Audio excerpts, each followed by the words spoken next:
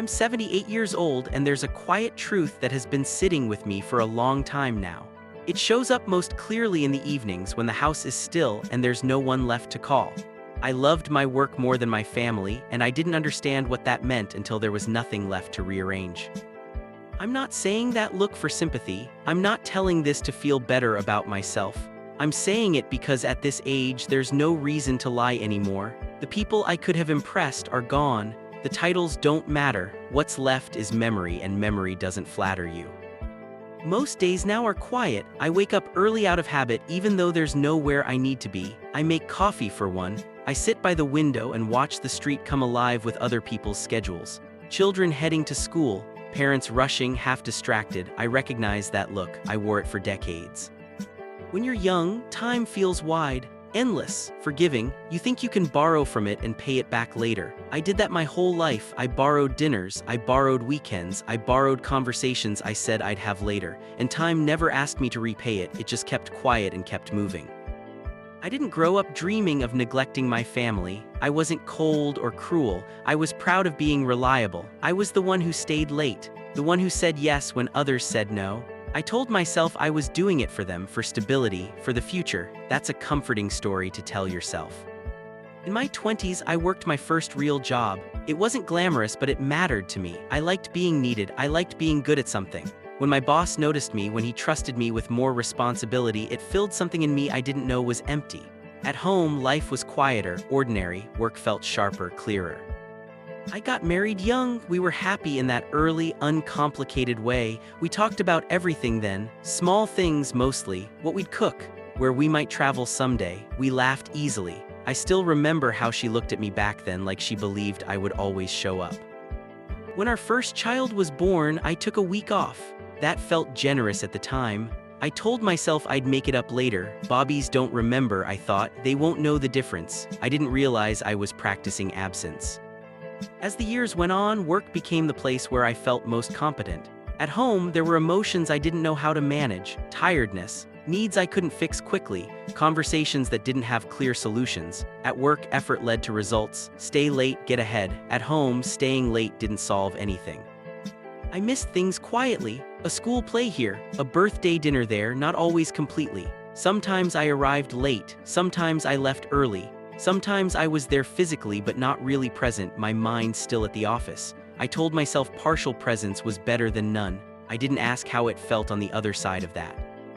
My wife used to wait up for me. She'd keep food warm, ask about my day. At first, she listened with real interest. Over time, her questions changed, shorter, less curious. Eventually, she stopped asking at all. I didn't notice when that happened, or maybe I did and decided not to look too closely. The kids learned early not to count on me, not because I said no, but because my yes came with conditions. If I can get away, if work allows, we'll see. Children understand patterns better than excuses. They stopped inviting me into their world long before I realized I was outside of it. None of this felt dramatic at the time. That's the part people don't talk about. There was no big fight, no ultimatum, just a slow drift. A series of reasonable decisions that leaned in the same direction, each one small enough to justify. In my 40s, I reached the point I'd been chasing. A good position, respect, a sense that I'd made something of myself. People came to me for answers. My name was on the door. I thought this was what fulfillment looked like, but fulfillment doesn't make your house feel empty when you walk into it. By then, my marriage had become functional. We coordinated schedules. We discussed logistics. We rarely talked about feelings. I told myself that was normal, that passion fades, that stability is what matters. I didn't ask whether stability without closeness was enough. One night, I came home later than usual. The house was dark. There was a note on the counter. She'd taken the kids to her sister. No anger in the note, just information. That hurt more than yelling would have. It meant she'd stopped trying to reach me. We stayed together for years after that. On paper, we were fine, but something had already been lost. Trust, maybe, or expectation. She learned to live without me even while I was still there. That's a quiet kind of grief. The turning point didn't come as a dramatic collapse. It came as a phone call. She was sick. Not suddenly, not unexpectedly, but seriously enough that it couldn't be postponed. I remember sitting in my office, staring at the wall, thinking about deadlines. I hated myself for that thought. When she died, I stood by her bed and realized how little time we'd actually spent together in the years that mattered. I knew the facts of her life. I didn't know her inner world anymore. I had assumed there would be time to reconnect. Time is very good at letting you assume things. After the funeral, people praised me for my career, for providing, for being strong. They meant well. I nodded. I thanked them. Inside, I felt like a stranger in my own life. Success didn't know how to sit with me in the quiet. My children were polite, distant. They had their own lives by then. I had missed the years when closeness is built. You don't get to skip those and show up later expecting familiarity. Love needs shared time. There's no substitute. Now, at 78, I live surrounded by reminders. Photographs of moments I wasn't fully part of, achievements that no one asks about, awards that don't answer back when I talk to them. I don't hate my career, I'm proud of parts of it, but I see it clearly now. It asked for more than it ever gave back. If you're listening to this, I'm not here to tell you what to do. I don't know your life. I only know mine. I know that I kept choosing what praised me over what needed me. I chose the measurable over the meaningful because it felt safer. I wish I had understood that being present is not something you can schedule for later. That relationships don't break loudly, they wear thin quietly. That people stop waiting before they stop loving. I don't have many years left. That's not dramatic, it's just true. I spend them carefully now, slowly. I try to listen more than I speak. I accept the limits of what can be repaired. Some things remain broken, that's part of the accounting. If this meant something to you, if it stirred something uncomfortable or familiar, sit with that. You don't need to act immediately, just don't assume time will wait. It never told me it wouldn't. I'm 78, this is the truth of my life. I wish I had learned it sooner, but wishing doesn't change much at this age. Telling it might. And that's enough reason to speak. I'll keep going because when you reach this age, stories don't really end where you think they do, they just get quieter. After she was gone, the house felt different. Not empty exactly, more like it was holding its breath. Every sound echoed a little too long. I'd hear the floor creak at night and my body would tense as if someone might be coming down the hallway. Then I'd remember there was no one left to come. I kept working for a while after that. I told myself it gave me structure, routine, something to wake up for, but if I'm honest, it also kept me from sitting with what I'd lost. Work had always been good at that. It gave me somewhere else to put my attention when home felt uncomfortable.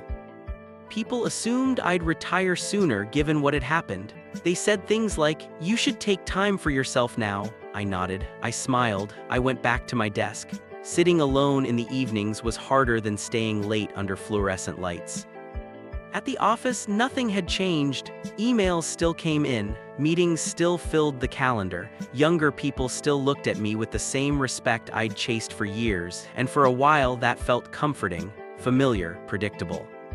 But slowly, something shifted. The praise didn't land the way it used to. Compliments sounded hollow, like they were meant for a version of me that no longer existed. I'd catch myself staring at the clock not because I wanted to go home, but because I didn't know where else to go. I finally retired at 70, later than I probably should have. They threw a small party, cake, speeches, a plaque with my name and years of service. People told stories about my dedication, my reliability, how I was always there. I remember holding that plaque and thinking, you were always there for this place. You just weren't always there for the people who mattered. Retirement didn't bring relief. It brought silence. Long mornings, long afternoons, days that stretched without shape. I had spent so many years defining myself by what I did that when the doing stopped, I didn't know who was left. I tried to reconnect with my children then, invited them over, asked about their lives. They came sometimes. We talked politely, carefully, like strangers who share a last name. They didn't blame me outright. That might have been easier. Instead, there was a distance I couldn't cross.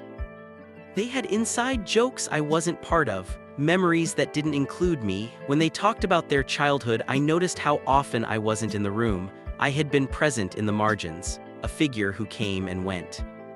I don't think they meant to punish me. I think they had simply adapted. Children learn to grow around absence. By the time you try to step back in, the space has already been filled. There were moments I wanted to explain myself, to tell them I was trying to provide, that I thought I was doing the right thing, but explanations don't give people back what they missed. They don't create memories retroactively. So I listened. That's mostly what I do now. I listen more than I speak. I let them talk about their lives without inserting myself too much. Sometimes that hurts. Sometimes it's enough just to be there.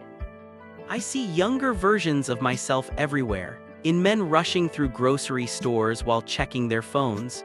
In parents at playgrounds who sit on benches answering emails instead of watching their children. I don't judge them, I recognize them. When you're in the middle of it, the trade-offs feel temporary. You tell yourself this season is intense, but it will ease. That once you reach a certain point, you'll slow down, be more present. What you don't realize is that habits don't dissolve on their own, they harden. Presence isn't something you arrive at, it's something you practice, and I practiced being elsewhere. There's a particular kind of loneliness that comes from knowing you weren't abandoned. You were just postponed, again and again, until people learned not to wait. Some nights I sit with old photo albums, not out of nostalgia exactly, more out of curiosity. I study my own face in those pictures, younger, busy, distracted even when smiling. I wonder what I was thinking in those moments, what email, what deadline, what problem I believed was urgent. I want to reach into those photographs and tap that man on the shoulder, tell him to look up, to stay a little longer, but life doesn't work that way. You don't get to send messages backward. What you do get, if you're lucky, is clarity, and clarity doesn't always feel good. Sometimes it just sits with you, heavy and unavoidable. I don't regret working hard, let me be clear about that. Work can be honorable, purposeful, necessary. What I regret is confusing effort with love, assuming that providing was the same as participating, that showing up financially was enough. Love is inconvenient, it interrupts. It asks for time you think you don't have. I treated those interruptions like obstacles instead of invitations. Now when people ask me what I miss most, they expect big answers. Youth, health, opportunity, but the truth is smaller than that. I miss ordinary evenings, shared meals, being asked for help with homework. I miss being needed in ways that didn't come with praise. I don't know how much time I have left. None of us really do, but at this age, the horizon is closer. I feel it in my body, in how carefully I move, in how often I think about things ending. That awareness changes you, it strips away pretense. You stop caring about being impressive, you care about being honest. At least that's what happened to me. If you're younger and listening, I won't tell you to quit your job or change your life overnight. That wouldn't be fair. Life is complicated, responsibilities are real, but I will tell you this: pay attention to what you postpone, notice who is waiting, because one day they might stop. I learned too late that love doesn't announce when it's running out of patience. It just grows quiet, and quiet can look a lot like stability if you're not careful. These days, I find comfort in small things. Morning light, the sound of birds outside the window, the weight of a book in my hands. I don't rush anymore, there's nowhere to hurry to. Sometimes, one of my children calls unexpectedly. Those calls mean more to me than any promotion ever did. I try not to let my voice give that away. I don't want them to feel responsible for my happiness. That's another lesson I learned late. I'm not asking to be remembered as anything special. I don't need that. I just want my story to be useful, not inspirational, useful. If it helps someone notice the quiet cost of delay, then it has done something worthwhile. I'm 78, I lived a full life by many measures, but fullness isn't the same as closeness, and success doesn't keep you company when the lights are off. This is what I know now, this is what I wish I had understood when the days felt endless and the choices felt small. They weren't small, they were shaping everything. That's all I have to say, not because there's nothing left to feel, but because some truths don't need repeating. They just need to be heard once and remembered while there's still time.